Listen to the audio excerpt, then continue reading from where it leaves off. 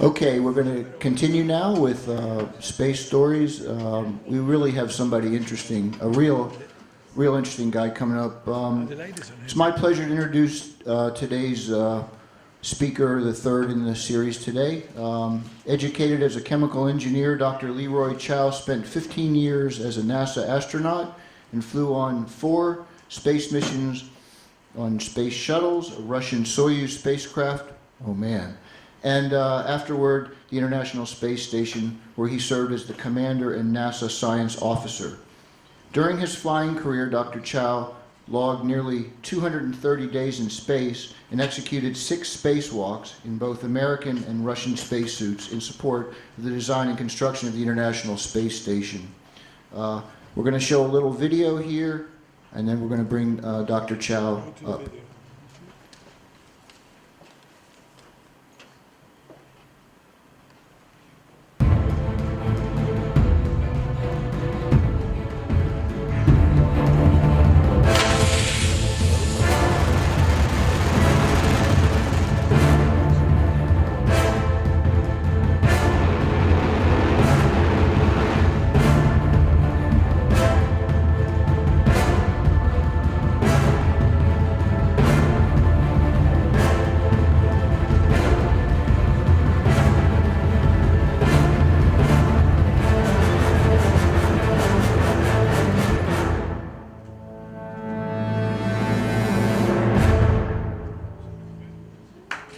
Warm applause for Dr. Leroy Chiao.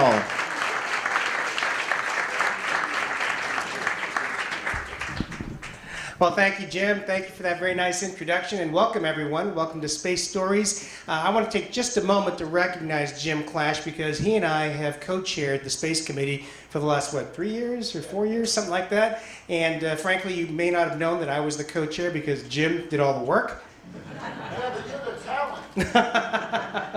Anyway, Jim has done all the heavy lifting, and I'm so grateful for him for making us both look good on this committee, and a pleasure to come this year to be part of the Space Stories. So during my time at the Explorers Club, I guess I've been a fellow for about 11 years now. I've had the pleasure to come and address the club in different venues and different different events. And so what I'd like to do today is talk a little bit differently, talk about space photography as art. I'm going to tell you a little bit about myself, share some of my adventures in space, but then I'm going to show more pictures of the Earth than I have in the past. So as you all know, I'm an astronaut, and during my 15-year flying career, I did have the good fortune to fly 4 times into space. My first 3 missions were on space shuttles, and my 4th flight I trained with the Russians, launched out of the Baikonur Cosmodrome on a Soyuz rocket, and flew to the International Space Station, where I served as the commander and NASA science officer during Expedition 10. I grew up during the very beginning of the space race, during the Cold War, followed those early missions with a lot of interest, and it was always something that was on my mind. The guys that were like my heroes were guys like Alan Shepard, the very first American to fly into space. And in fact, when I first came to NASA, my second week at NASA back in 1990, we had an astronaut reunion. I got to meet Alan Shepard. I got to meet guys like Wally Schirra and some of these other old-time original astronauts that were my heroes growing up. But it really was the moon program that captured my imagination and made me start thinking about wanting to become an astronaut myself. I can't remember a time when I wasn't interested in airplanes and rockets. I built a whole bunch of models when I was a kid, read up on all the books and all the top speeds of all the World War II fighters and things like that, built and launched model rockets, drove my parents crazy. But it really was the Apollo mission that made me start thinking about, hey, that's something that I'd like to do. I can remember like it was yesterday. And usually, I say, most of you probably aren't old enough to remember what a black and white TV set. I see some of my contemporaries here. Actually, more people in today's audience than usual are as old as I am and remember what a black and white TV set was. But I remember watching that grainy black and white picture with the rabbit ear antennas as the scene unfolded in the Mission Control Center as the Apollo 11 lander, the Eagle, approached the surface of the moon and then actually touched down. And I remember those words. And I remember Walter Cronkite, the newsman of the day, he just threw his glasses on the table, shook his head and said, "Wow, man on the moon." And he paused. And I think we all paused just for a few moments, just to marvel at the fact that humanity had put 2 people up on the moon. And I remember going out later and looking at the moon, and just the realization as an 8-year-old kid that there were these two people sitting on the top, on the moon not far away, that really lit up my imagination. Hours later, watching Neil Armstrong and Buzz Aldrin take the very first steps of any human beings on another planetary body pretty much sealed the deal for me. I knew I was going to at least try to become an astronaut. So I knew I had to make a plan. Even though I was an 8-year-old kid, I knew I needed a plan. I knew I had to do well in school, right? And coming from a Chinese-American family, not doing well in school was really not an option. But this kind of made it personal. Not only did I not want to disappoint my parents, which I didn't want to do, but now it became something that, for an internal goal that I had, which was to try to become an astronaut. So I worked really hard and did get to university, went to school at Berkeley, University of California. Single hardest thing I've ever done in my life, get my bachelor's degree in engineering from there. But I did get through that, moved on to Santa Barbara where I got my graduate degrees, worked for a while, first in commercial industry and then at the Lawrence Livermore National Lab. Put my application into NASA, and I was fortunate enough to be called to interview, which was exciting enough. And then several months later, got that exciting call, life-changing call, telling me that I'd been selected. So I moved down to Houston, where I've now lived for over 26 years. And so this is 20-some-odd years and 20-some-odd pounds ago. I was part of the 13th Astronaut Group. We were the 13th group selected by NASA. We came from all different walks of life, research engineers like me, military test pilots, of course, from the different services. We had a couple of physicians and a couple of physicists to round out the group. And we all reported to work at the Johnson Space Center down in Houston and began training together, working in teams, learning about space shuttles, traveling around the different NASA centers to figure out how it all kind of fits together. We started getting assigned to our missions, and 4 years after I arrived, I got to fly my first mission aboard Space Shuttle Columbia. I mentioned my first 3 missions were on space shuttles. Did a lot of research work. Back in the days before we had a space station, we used to do most of our research on space shuttles during using space labs. These were contributed by the European Space Agency. We'd spend 2 weeks flying these science missions. My first mission was the Second International Microgravity Lab. And so we spent 2 weeks in space working around the clock in 2 shifts, 12 hours on, 12 hours off to run through as many of the investigations as we could. By the time we landed, we actually did accomplish more than 80 different scientific investigations.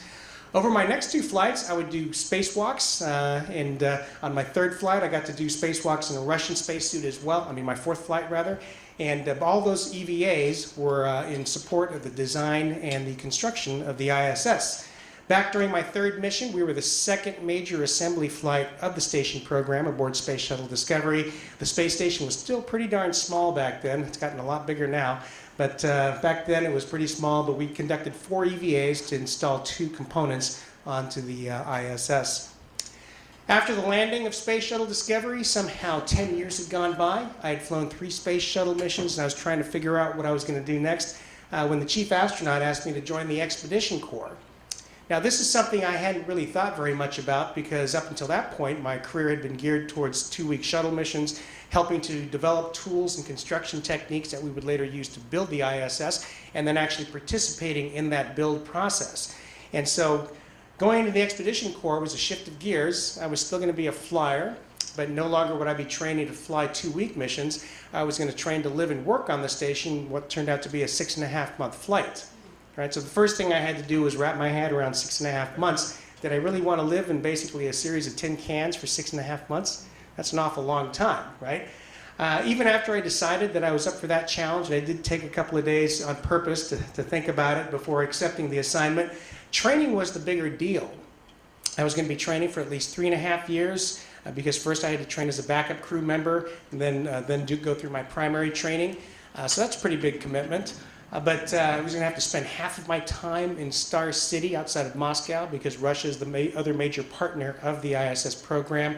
I learned the Russian language to pretty much a fluent level because, the instructors, just to learn their systems, their instructors didn't speak English, so I had to learn the language. Also, I was going to function as Flight Engineer 1, which is effectively the co-pilot of the Russian Soyuz, so I had to learn how to operate a Russian spacecraft, Russian control panel, Russian procedures, Russian crew, Russian mission control center. So I really had to learn the language and take that seriously.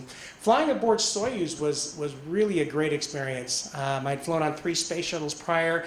They couldn't be more different spacecraft. They both get you up into space, but they're very different spacecraft. Shuttle, if you've seen a mock-up or you've seen the photographs, actually pretty roomy inside, even with 7 astronauts and 7 seats deployed.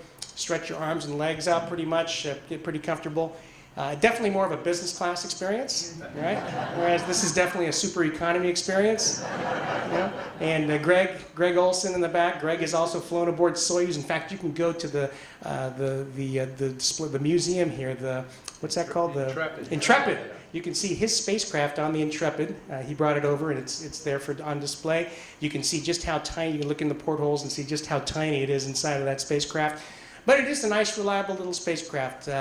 Somebody was talking about simple systems. CJ was talking about that, and that's what the Russians use. Their design philosophy is simple mechanical systems. Keeping it simple ups the reliability, so holds a special place in my heart. Launching from the Baikonur Cosmodrome could not be more different than launching from Cape Canaveral down at the Kennedy Space Center. But in either case, you get up into low Earth orbit in about, right around 9 minutes, depending on your trajectory. Salajan Sharipov was my crewmate. Salajan is a Russian Air Force colonel. In fact, at the time, he was the youngest full colonel in the Russian Air Force. But ethnically, he's an Uzbek who was born and raised in neighboring Kyrgyzia. So Central Asia, just a little piece of trivia, he and I comprised the first all-Asian crew in space. Asian heritage crew, I should say. Main purpose of the station is scientific research, so we did as many investigations as we could, but we were flying only about 1.5 years after the Space Shuttle Columbia accident. So the Space Shuttle was still grounded. We needed to get the shuttle flying again so we could complete construction of the ISS, because we needed the shuttle to bring up the big modules, the rest of the big modules, truss elements, solar arrays, large spares, and things like that. So in the meantime, our series of missions at the time, our main goal, our main task was to keep the space station in a state of good repair until we could resume major construction. So we spent most of our time doing maintenance and repair work, and if you think about the station, think about it, think of your own homes, right? Seems like there's always something that needs to be done. Maybe it's as mundane as changing a couple of light bulbs or a filter, or it could be more serious. Maybe your hot water heater blows up and you've got something bigger on your hands. And that was the same case with the station on steroids, because the station, of course, is a much more complex and large vehicle, and it's also in a very harsh environment. So not only were we doing the kind of the planned maintenance, but also we had things break down. We had to change out some items that weren't designed to be changed out, and so had its own special challenges. But that's what we did most of our work. Well, spaceflight really is a magical, life-changing experience. I don't think anyone flies into space without spending some time on personal introspection on what it's all about and what it means. And the best part about being in low Earth orbit is looking back at the Earth and taking photographs. And so people often would ask me, what did you do during your spare time? And it's not that we had much spare time, but when we did have spare time, you can bet we were glued to the windows taking photographs. Of course, we had DVDs, we had e-books and things like that, but by and large, we're taking pictures of the Earth. And on this mission alone, I shot over 16,000 photos of the Earth. So I'm an engineer, pretty much totally an engineer. And it's not that I don't have an appreciation for beautiful things, but I don't have much of an artistic side, I have to say. And my wife, Karen, she's kind of inspired me. She's exactly the opposite. She's pretty much a pure artist. She was a professional photographer. And so she inspired me a little bit towards kind of thinking more that way. And that and my time in space allowed me to take a lot of photographs. And I'd just like to share a few with you. And even my biggest critic, Karen, said that she was kind of surprised and impressed with my photographs. Recently, he actually just published a book. It's available right now only in the Czech language. That's because my buddy who pushed me and kind of was the one that shepherded this project is a good friend of mine in the Czech Republic, and he got it published over there with his team, and it'll be available in English soon, I promise. But here's some photographs that I'd like to share with you. This is looking over the Himalaya Mountains into China, and from our perch of about 280 miles up, the Himalayas look pretty small, but down in there somewhere is Mount Everest. And I got to tell you, I got to confess something. I wanted to take a picture of Mount Everest. And the photo instructors, they'll teach you how to catch certain sites, right? So they said, okay, look for this lake that's shaped like a bow tie, go down, go over to the, then look for this landmark, and then over here look for a four-sided pyramid, and that's Mount Everest. So I did all that many times, shot all these, oh, there it is, there it is. And every time the analyst would come back, nope, you didn't get it. No, you didn't get it. Like, how hard can it be to shoot the tallest peak on the Earth? Well, pretty darn hard. I never shot it. Never did get it. Here are some places from around the world. This is Beijing, the capital of China. And in the middle, you can see the rectangle. That's the Forbidden City where the old emperors used to live. Another funny story, I mean, Beijing is one of the biggest cities, right, in the world. But it's actually not that easy to spot in the summertime, because it kind of blends into the background. There's a lot of, it's hard to find the middle, I should say. And so the light snowfall, when the winter came and we had a little light snowfall, first of all, the snow cleared the air. There's quite a bit of air pollution over China, as you can imagine, along the coast. But it also brought out a lot of the features, making it easier to find locations like this. Here we are. Anybody spot the Explorers Club? Again, this shows you what's possible on a clear day with a little bit of practice. In orbit, we're traveling at a speed of 17,500 miles an hour, which works out to almost 5 miles every second. So you can't just stick the camera in the window and shoot because the image will smear and appear blurry. So you've got to track the target as you release the shutter. Even though we're up at about 280 miles, you can't just slam the objective over to infinity because you still have to focus. So this is sharp. By the way, you're weightless, so you better hold on to something with your feet, or you're just going to float away from the window. But with a little bit of practice, you can get pretty good.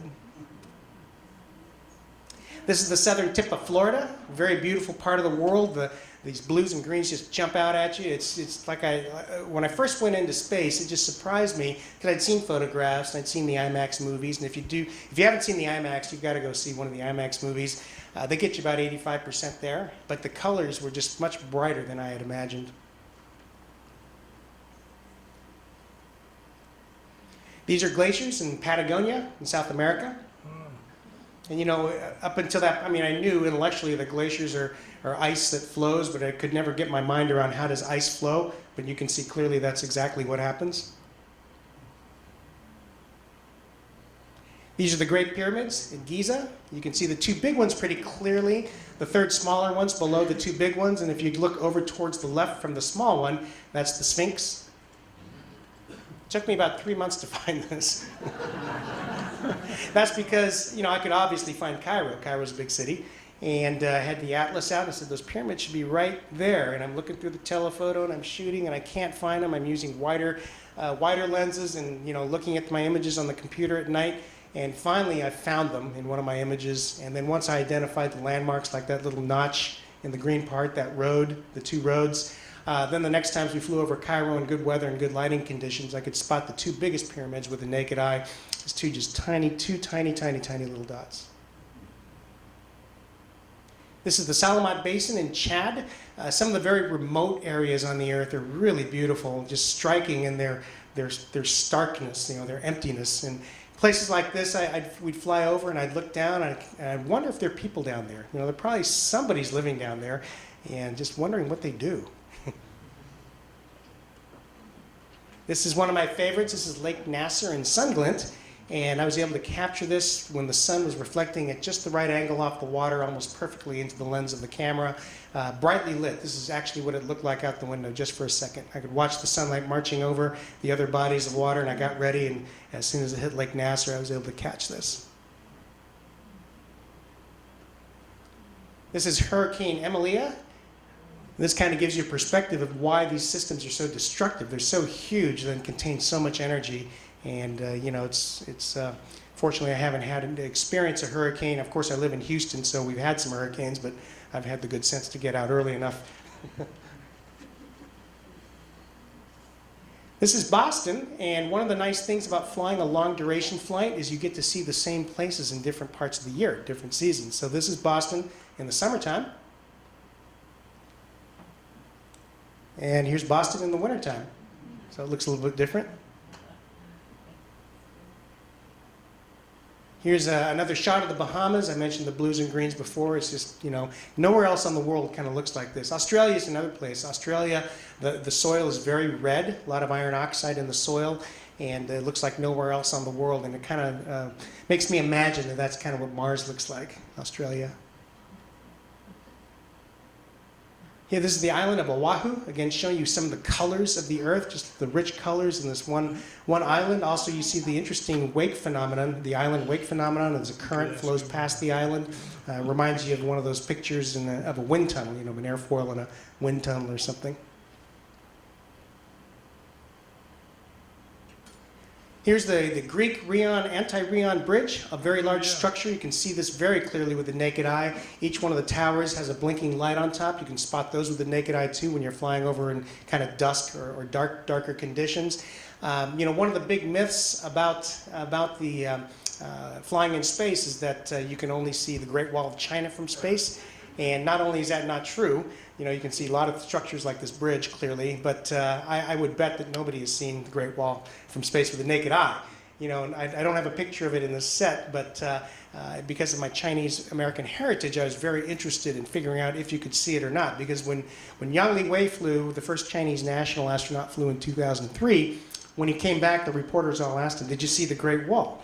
And he said, "I didn't see anything." And so it would be hard to see. Remember I told you about the pyramids? Even those huge pyramids, I could only see them as tiny dots, and only after I'd used landmarks to figure out where they are. And so the Great Wall is narrower than a road, so it's much smaller in dimension than the Great Pyramid, and it's set in mountains, right? So I knew where to shoot. I knew where Badaling was located, kind of northwest of Beijing. So I shot a bunch of pictures of the area, and a NASA analyst did send me back one of my photos and said, "Yep, you captured the wall here," and identified it with some arrows. And so this is the first verified astronaut photo of the Great Wall. But I can't tell you that I saw it. I mean, I saw some lines, but I couldn't tell you which line was the wall, which line might have been like a dry riverbed or a road or even a ridge line. So I think in theory, if you knew exactly where to look and you had perfect weather conditions, you might be able to see it with the naked eye. But I know some Apollo astronauts claim to have seen it, and I really don't think they did. Well, this is a shot of Central Africa, North Central Africa, a very rugged country. As I was saying, some of the most barren and desolate areas are the most interesting, and this is certainly no exception. Here's an area in north central China. Again, interesting patterns, Mother Nature showing her beauty. This is the desert area in Oman, also very reddish in color. This is a large lake in central China called Qinghai-hu, and if you look to the left, you see the mountains. Just beyond the mountains is the Jiuquan Launch Center, from where China became the third nation able to launch astronauts into space in 2003. This is Moscow, and you can see kind of the ring roads around Moscow and the Moscow River snaking through the city. This is Tunis. Another shot of the Bahamas. This is really a neat formation to observe. I mean, I just imagine that if I was in the water there and went over the edge, I'd fall right to the center of the earth. This is Niagara Falls.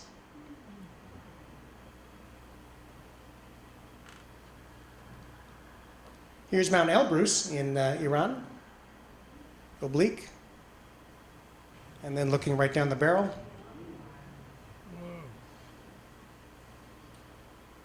This is looking down the barrel of Hurricane Emiliya, and my crewmate on that mission, Jim Halsell, actually shot this photo, and he described feeling like he was going to fall down into that tunnel, which probably the tops of those clouds are probably around 60,000 feet, all the way down to the surface of the ocean. Sometimes man-made structures or man-made or human-caused interactions are very beautiful. This is the part of the Yucatan in Mexico, some evaporation ponds.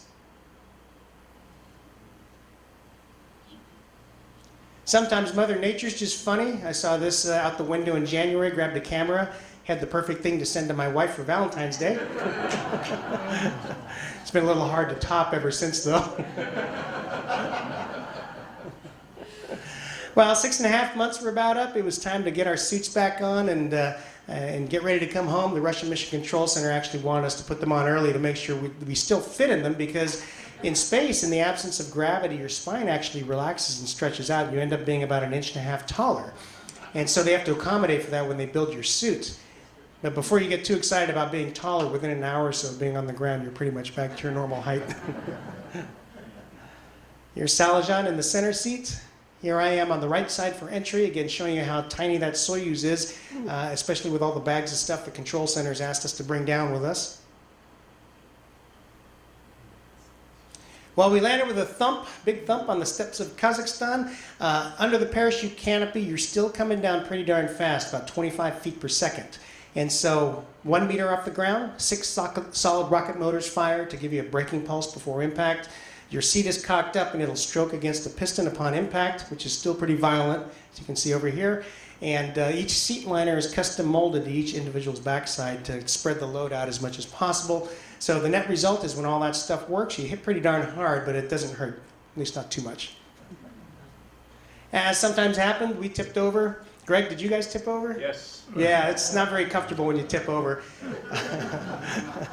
Yeah, so I was, actually I'll tell you a story about this. I was on the uphill side, so I was heads down, which when you're deconditioned after 6.5 months in space is especially uncomfortable. But more seriously, we talked, CJ talked about failures and how we train and how we try to imagine every possible scenario. And Jim talked a little bit about, trying to think through all the things that can happen, trying to anticipate risk, right? And so a failure mode happened that I never would have thought in a million years. And so what happened was I had shifted because I was downhill. I shifted in my suit, so my shoulders were pinching off the hoses that were feeding the oxygen to my face. And so that was, I didn't notice it right away. I was too busy feeling, kind of bad otherwise. And suddenly I noticed, well, carbon dioxide's building up, I'm getting fogging in my helmet. And so I'm thinking, okay, well, I must have, figure out what happened. No problem, I'll just open my visor. So I unlocked my polycarbonate visor, and I'm trying to raise my visor. There's no lever, there's nothing to hold on to. You just grab the polycarbonate and move it up. And so I couldn't move it, for some reason, and figured out that it's because my head had wedged against a bag of stuff. Okay, so my weight was kind of pushing down on this, and I couldn't raise my visor. And the helmet's built in, so you can't release the whole neck ring. There is no neck ring. And so I thought, okay, no problem. I'll take my glove off. I'm going to use my bare hand to try to do it. Still couldn't raise it. So I thought, okay, well, I'll take both my gloves off and try to get some airflow through my arms. Well, the suits are custom made, and so it was so tight that there was nothing coming through. So by this time, I'm getting pretty fogged up. It's pretty much totally fogged up, and I'm thinking, okay, well, I'm going to release my 5-point harness, and I'm going to fall onto my buddies, but at least I'll be able to raise my visor and breathe. Release my 5-point harness. We have knee harnesses, too, that hold your knees together so that when you impact, your knees don't flail around and cause your injury. Well, I couldn't reach the release for the knee straps, right? And so I'm thinking, why don't I have a knife? And that was one of my big debrief items to the astronaut office was carry a knife so you can cut yourself out of your straps if you have to. And so I couldn't, because of the geometry where we were, I couldn't even do a sit-up to try to reach those straps because of all the stuff that was in the way. And so I started thinking, okay, we're in communication with the ground crew. They're getting ready to open the hatch. They're probably going to open in about 5 minutes. And I'm thinking, okay, I've probably got about another 3-4 minutes of consciousness. If I lose consciousness, how long will I be out? How long does it take for any significant brain damage to occur? I said, no, that's not acceptable.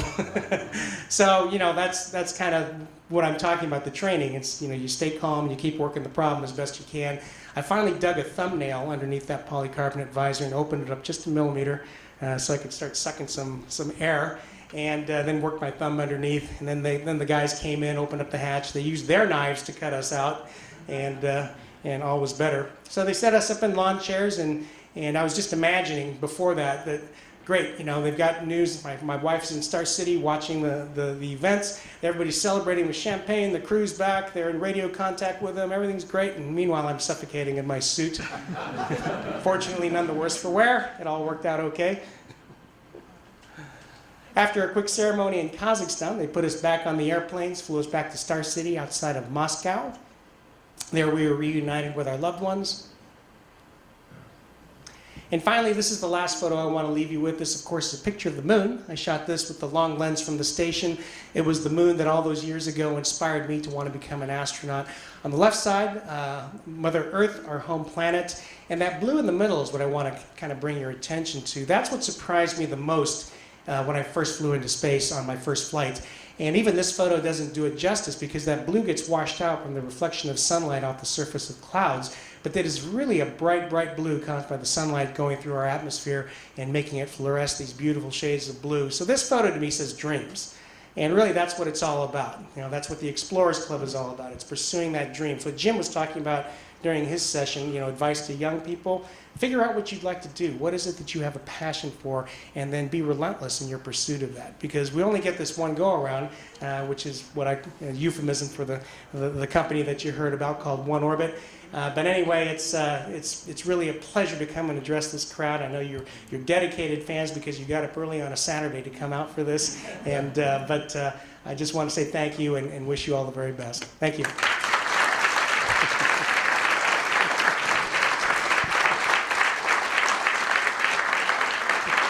Thanks. On Facebook, so like I said, I see some compatriots in the crowd. If you're still on Facebook, I invite you to follow me there. And if you're interested in some of the things I'm doing in this company, One Orbit, please take a look at our website. But other than that, I think we have a few minutes for questions. I think I'd be happy to answer questions you might have about space or anything else. Yeah. Oh yeah. Do we have a wireless speaker? Or you can. Hi, my question is, China has plans to go to Mars and put a man on Mars. How does that relate to NASA's plans, and what does NASA think of that? Sure. Actually, China very recently announced what had been an open secret, that they plan to launch their astronauts to the moon sometime. Well, they didn't announce a timeline exactly, but they are very serious about space exploration. They have a mission up right now on Tiangong 2, which is a very small kind of a space lab, a man-tended space lab. And they're up there now. They've been up there for a couple of weeks. They'll be up there for a couple more weeks at least. And so they're very serious. They're going to start building their space station in 2018, and they'll have it complete in 2022. Our space station, the International Space Station, is slated for decommissioning in 2024 unless something happens and we extend the life of that, and you know, it can be extended, and I expect and hope it will be. But I mean, you can imagine if we do decommission the ISS in 2024, and China has, by the way, been very public about inviting internationals to work on their space station, not only in research, but also in flying foreign astronauts. And right now, European astronauts are learning Chinese, and they're getting ready to train with China to go fly on their space station, on their vehicle. And so if we're not careful, we rest on our laurels, continue to rest on our laurels, United States, we could find ourselves not necessarily being the leader anymore. In fact, right now we can't launch our own astronauts into space since we decommissioned the space shuttles. Now hopefully that'll change in the next year or two. We'll see SpaceX and Boeing start launching astronauts on their vehicles that they're developing. But as far as Mars goes, you know, President Obama made a big deal about in an op-ed piece that he wrote recently about how he set the goal for Mars, and he started, you know, us down the path of building the hardware for Mars. Well, that's strictly speaking, you know, technically correct. He did set that goal, but there's no Mars program. There's no that been in space. Tell him to send it to me. Yeah, send it to you. Yeah. Well, you're in line. Yeah. Talking about the time you've been in space, there are studies about, particularly on a manned flight to Mars, the amount of time and the psychological effects. What kind of training did you go through to deal with that? And then Sure. your time in space, did you notice Right. how significant or differences from your training to actual amount of time? Right. Yeah. About psychosocial aspects of spaceflight, absolutely. I mean, it's going to be the crew that goes to Mars. They're going to be together a long time in a small place, right? And it's going to be much different than flying on a space station. Okay, space station was still pretty darn big. I would anticipate a Mars vehicle will actually be smaller, and you might have more crew members on board. And so, yeah, those are things that we definitely have to study. As far as what kind of training we receive, we really don't receive any. And so you have to kind of think about it. That's one of the things I had to consider when I was asked to fly space station. Did I want to do that? You know, that's a big deal. You're going to be up there with a small crew for, 6 months or more. And a Mars mission is going to be much longer. It's going to be, on average, 6 months one way to Mars, right? Plus your surface stay and then your return. And so that's going to become very important. Now, the Russians learned early on that you can't just throw some people together and expect it to work. They've been flying long-duration flights since the 70s, since the late 70s aboard Salyut. And on at least 2 occasions, they had to end the missions early because the crew was literally ready to kill each other. Okay, I mean, seriously, think about it. You know, if you ever had a roommate in college or whatever, I mean, you can't even walk away, right? I mean, you're stuck together. And so you've got to make sure that the crew is compatible. There's no question about that. But really, most of the tension, we do a pretty good job of that. We really do a pretty good job of selection of crews. And the commander has a lot of input. The commander has a lot of input on who else is on the crew, so that the commander has big say on the composition. And the tension that usually builds, at least the tension in my case, was between the crew and the ground. Okay, and you saw this on Skylab. Okay, you saw the Skylab 3, or no, not 3, but the third Skylab mission with a crew. Was that 6 or 7? Anyway, they had the mutiny. They had the so-called mutiny where they shut off the radios and they said, we're going to do what we want to do, and we'll call you later. And so that's because of the tension that had built up between the crew and the ground. And certainly I felt that during my mission as the commander. I mean, the ground was always trying to, it's an interesting dynamic because the ground is this whole team of people, back rooms, everything, and they're analyzing every single thing that they can see on the station. They're trying to guess what we're doing and guess what's going on. And, I keep saying, just ask us. And they, we don't want to bother the crew. We don't want to bother the crew. So they'd send up, orders or instructions that didn't make sense. And we'd say, God, this is ridiculous. Why do you want us, and we'd sit there on board just going, ugh. And so, fortunately, we had a way to resolve that. I could ask for a private conference with the lead flight director, and we'd hash out anything that was going on, and we were able to kind of, bring the tension back down. But that's where I found the tension built up. It was not between the crew members, it was between the crew and the ground. And probably in exploration scenarios, when you're under stress, when you're in a stressful situation, if you had a mission control center that was constantly looking over your shoulder and giving you more help than you wanted, that's what builds up. And of course, we have to be very professional on the radio and not get into a big argument. Leroy, a 2-part question regarding spacesuits. To the uninformed eye, the spacesuits of the Apollo missions look somewhat similar to what was on the space station. So I'm interested in any your observations of what the difference was as time went on. And the second part was if you were to compare the American spacesuits to the cosmonaut spacesuits, what were your basic observations of the differences there? Sure. As far as the U.S. spacesuits, I mean, the moon suits, of course, were built to be ambulatory, so you had to be able to walk. And actually, as it turned out, the astronauts discovered it was easier to hop in them, and so you had more mobility in your legs. The spacesuits that we've developed for shuttle and for station, they do not have that requirement, so actually it's very difficult to move your legs in the spacesuit because you don't have to, right? And so the rest of the systems are an evolution from the Apollo systems. They're made by the same company.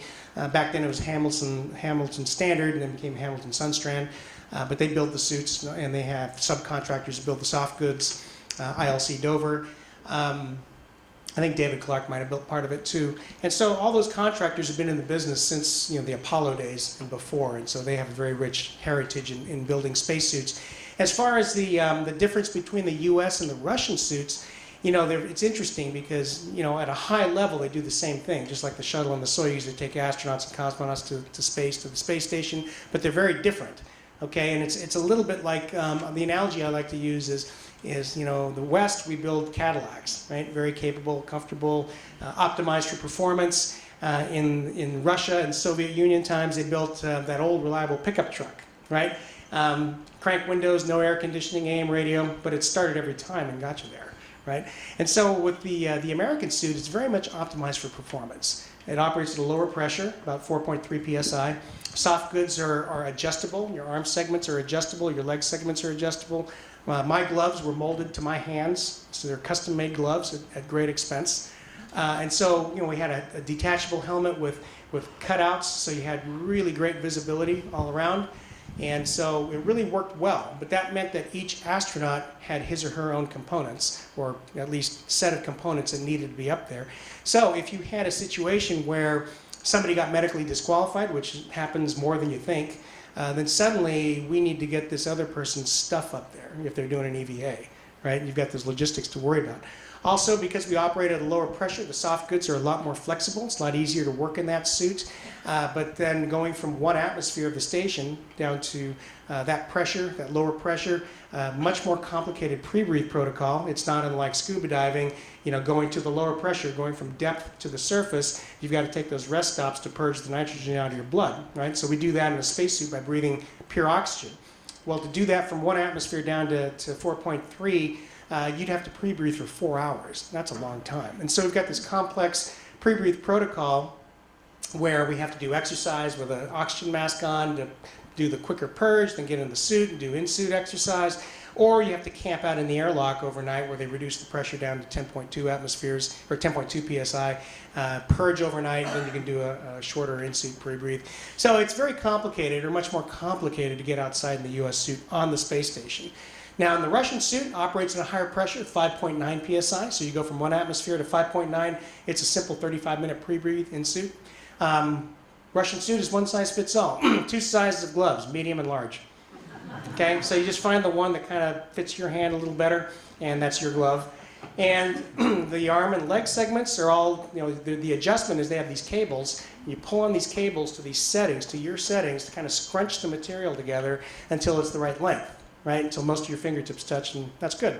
Now, helmet's not detachable, so there's no possible leak source there. So it's one size fits all. So if you had to change out a crew member, it's okay, because you just change the settings on the suit, and you pre-breathe 35 minutes, you're good to go outside. But because it's a higher pressure and you've got this material bunched up, it's much less flexible, much more physically demanding to work in that suit. Much less capable outside doing things. So ideally, if you're doing a very complex task, you would use the American suit and go through that overhead. If you're doing a simpler task, you use the Russian suit.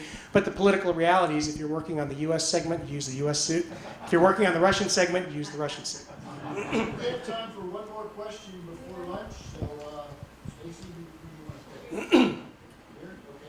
Does the size of the body, does the size of the body get you qualified to be astronaut due to limited space in a space shuttle? Yes, the U.S. requirements for a U.S. astronaut, like height-wise, so just one dimension, height-wise, are 5 foot to 6'4", which is the requirements for a military pilot. Now, if you're going to fly on a Soyuz, you're more restricted than that. It's a little more restrictive, and I don't know the numbers off the top of my head. But a number of U.S. astronauts were disqualified from flying on Soyuz because of their torso height, their sitting height, the length from their shoulders to their pelvis. And so, yeah, that's the basic requirements. Well, thank you very much. Thanks for your attention, and again, thanks for coming. Just want to say a couple of quick things. We have to, of course, even though Leroy's been a long-time member of the club, and I think you've spoken here several times, and certainly you did in Exploring Legends with me. We want to give him a certificate of our appreciation. So this is to Dr. Leroy Chiao for doing Space Stories. Thank you, Leroy.